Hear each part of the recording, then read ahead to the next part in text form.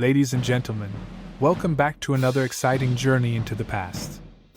The American Civil War was often described as brother against brother, or father against son. It was the deadliest war in United States history. This video illustrates the war's impact on individual lives. I hope nothing like that ever happens again. Hope you enjoy watching this video as much as I enjoyed creating it.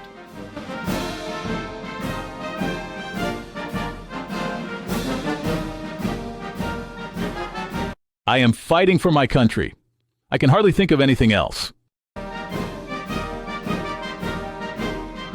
and South, Sydney, played by the United States Marines, brave and simple, in Puerto